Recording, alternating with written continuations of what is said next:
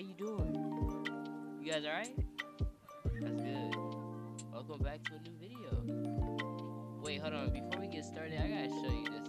The way I just said hi reminded me of this meme. Hey! Ha! Hey! Ha!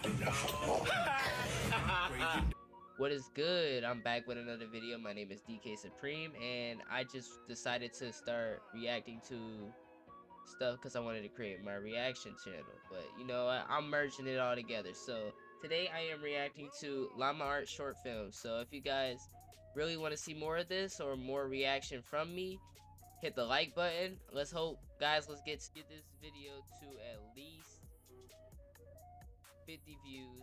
50 likes. 50 likes on this video, guys. Can you do that? Alright, great. So let's get to the video. And this one is called A Terrifying Morning Jog. Let's get into it. The story is told from the perspective of a woman. Before heading to my local community college for classes, I like to wake up at around 5 in the morning for a brisk morning jog. It helps clear my head and definitely helps wake me up so I can focus in class. When I first started doing this, it was a huge hassle, but over time I grew accustomed to it, and it's now a highlight of my day. So why is it a guy speaking if it was a woman's story?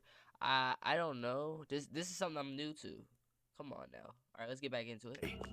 However, as time went on, I found myself becoming quite uncomfortable. Not in a physical sense, but more so it was like my fight or flight instincts began kicking in seemingly at random. I'd whip my head around to see if anybody was following me or even peeking at me through the wooded park in which I ran, but couldn't see anybody. It didn't help that it was dark either, so even if there was somebody creeping in the dark, there was no way I could tell. As an extra precaution, I started carrying around some pepper spray in order to fend off any would-be attackers. But as time went on and that eerie sensation occurred more and more, I just couldn't bring myself to run anymore. A friend of mine, Daniel, a self-proclaimed runner himself, told me that I shouldn't worry about it. He said that the mind plays tricks on oneself when it can't see things clearly, especially in the dark. After being reassured by him, I decided to give jogging another go. So today, like any other day, I slapped on some black leggings, tied my hair up in a ponytail, put on my kicks, and set my music volume to full blast and headed out the door. I felt fantastic at first and was loving the cool breeze and crisp morning air. But then, about halfway into my jog, a tall and hooded figure stepped out onto the path in front of me. Quickly, I pulled out my What are we talking about? And yelled at the person to leave me alone. The person quickly pulled down their hood, revealing themselves to be Daniel. I sighed with relief as he approached and laughed at how funny it was that we ran the same path. I expressed to him that I felt safer knowing he was around. Would you trust somebody with black gloves on who just, I guess if they're your friend, but like, you cannot be cold if you wearing a hoodie and gloves. She ain't got nothing on. What are we talking about? So you can't be cold if she's not cold. I'm just saying. I'm just stating the facts. I'm not trusting him. He covering up for something. Daniel, however, stepped a little too close and gave a crooked smile. What did I say? He said that of course I was safe with him, as apparently I had been safe with him for weeks. The realization of what he meant quickly dawned on me, as his hands began to creep their way around my waist. I screamed at him to let me go and prepared to spray him, but he slapped it out of my hand and proceeded to grab my throat. With strained screams, I begged him to let me go and for someone to help me. He yelled at me and tightened his grip, asking why I wasn't thankful for his watchful eyes for the past several weeks. Thankful for what? At the complete personality change from the once gentle friend I knew. What is he, bipolar? Pretty soon, I started to black out and grow weak. But just before passing out, I could hear the sounds of dogs barking and an older man screaming for Daniel to let me go. In a panic, he released me and ran back into the woods. I gasped for air before I began sobbing as the man escorted me out of the park and brought me straight to the police station. And despite my fears and reservations, I told them everything I knew about Daniel, or what I thought I knew, and what Right, he you had didn't know done to me. anything. They immediately sent a patrol car out and told me that everything would be okay. The next day, I heard Daniel never showed up to class. Oh, He had been coming for you. arrested several hours later after I left the police station and confessed to everything with a disgusting amount of self-righteousness. He was recorded as saying, "She needed me. Only I can protect her. Who knows what could have been hiding in those woods?" Wow. It took me a while to feel comfortable going back to school. Hiding in those woods. and You even hiding then, my behind a trust in tree. people was No. I can't speak with this talking because it just ruins it. He hiding behind a tree. Talking about worried in the woods. What is wrong with him? never the same again. I guess even the ones you were close to can snap, just like that, Yup. at any time. Just gotta be more protective.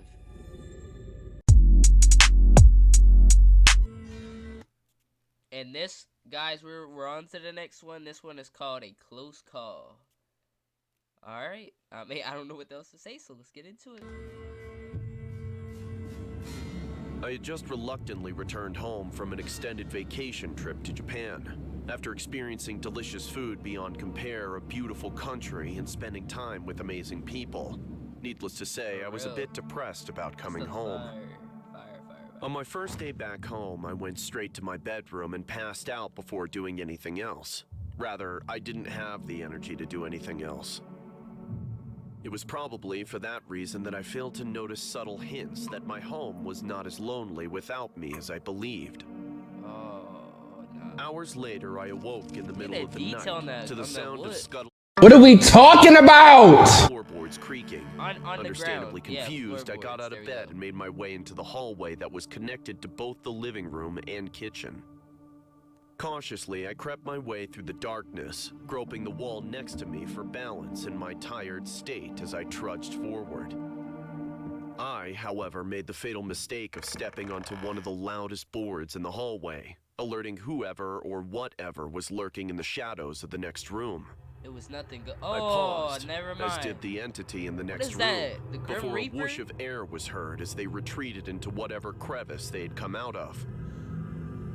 Taking a nervous gulp of air, I walked into Sorry, the living Breezy, I room took- and I took turned that on the one. nearby lamp that dimly lit up the room. Looking around, I spotted not a soul, but rather some of my furniture was disturbed. What's more, a couple of my kitchen cabinets were slightly ajar. Bewildered, but with my guard up, I went over and closed them all before readjusting my furniture, It was a by midnight which rat. point I had Just relaxed. wanted some food. I chalked up the odd noises and movements to my jet-lagged brain and shrugged, deciding to just head back to bed. Yeah, I just wish open. the story ended there, Drafted of wood. but I was... Before Never mind. entering the hallway to my room, I saw that the large metal covering to the air vent above the couch was missing. Peering up at it, I mumbled, "What the?" before a crooked face filled with abject disdain for my existence popped into view. Alright, bro. You got somebody creeping in your house and he look like that. You better run. Don't come back in your house. What are we talking about? Just leave, bro. Leave. Startled, I fell to the ground and began crawling away as I heard the man begin screeching incoherently as he dropped down onto the couch. Bones cracking? Ugh, I cut watched in your finger. horror as his You gotta cut joints your cracked fingers. beneath his raggedy hoodie and heavily stained jeans. He stared he at move me, at all? silent now, before his brandishing a bones knife cracking? out of his back pocket and pointed it towards me. My house now! Mine! Mine! Leave. You left it! It's mine! Yeah, I'm leaving. He shouted with a slurred voice as he can have charged it. towards me. I hurriedly crawled towards my room and slammed the door behind me and locked it. Why would as you he sit- started jabbing his blade into the door, I was yelling about to at say me to that. die. Shakily, I called the police and sobbed as I told them what was happening. Thankfully, I was told a patrol car was nearby my neighborhood, and they would be at my house in minutes. How convenient. I stayed on the phone and picked up a baseball Man, bat I'm just in opening case that that door with that deranged baseball cretin bat. broke down my door. Is he A few crying? horrendous minutes later, Nah, you the at my police house arrived, and after a quick You at my house telling me to die. I got a baseball bat and you got the knife. I'm opening that door and I'm swinging. Bitch ass nigga. You got me fucked up for real. Like I don't really play games. Y'all see, I don't back down from shit. but violent struggle, they managed to subdue the intruder. After locking him in the back seat of the patrol car, the cops He came investigated back. my house and found that the man apparently had been living there while I was gone. But not just that. Apparently, he'd been staying at my house without me noticing for a few months. According to the police, they found paper stuffed under the couch that was filled with nothing but incoherent ramblings about how he planned to kill me one day when the time was right. Wow. With the Wednesday dates the next to each 16th? entry predating my trip to Japan Thursday, by an 17th? uncomfortable amount of time. Frankly, Nah. I'm happy to be alive and relieved that the situation was resolved so quickly. But still, I make sure to triple check the locks in my home after that little incident. Triple. I'm every door, bro. I'm gluing. Alright guys, this one's called True Gas Station Horror Story. If you can't One night read. last summer, Oh, shoot. two of my friends, Sam and Jake, convinced me to sneak out with them and drink. We were all bored, just looking for something to do. Partying. We decided to go for a walk to a local gas station that was open 24 hours a day. Oh me, I'm The walk getting there snacks. was pretty uneventful. We talked about random topics and drank a couple of beers. Once we got to the gas station, Jake had to use the bathroom. When he was in the bathroom, there was a dirty, sketchy guy in there.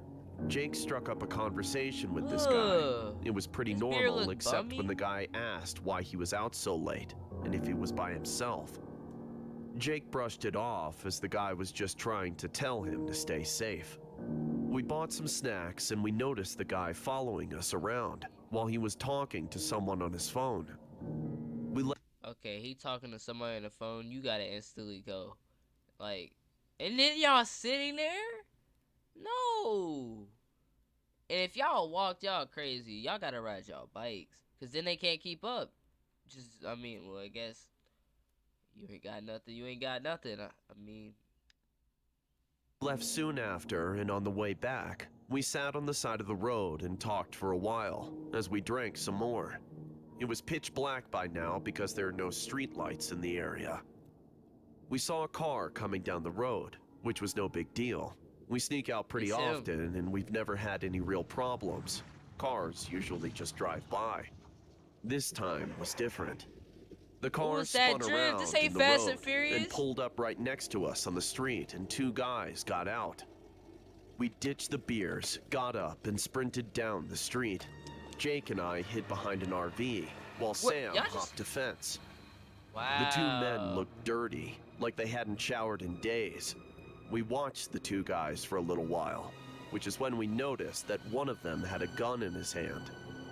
They looked in our direction At that for a point, few I'm not minutes stopping, before they I'm got running. back into their car and drove off. Jake and I looked for Sam, but we couldn't find him, so we decided to head back home.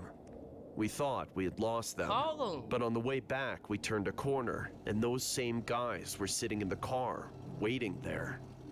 We ran through the alleyways and backyards until we lost them.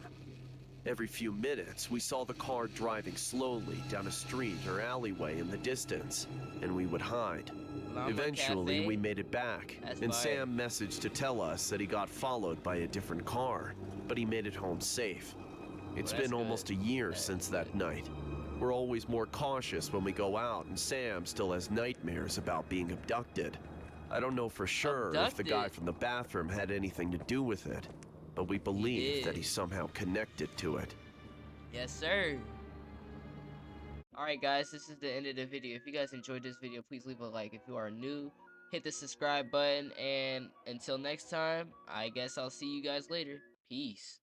I don't really play games. Y'all see, I don't back down from shit.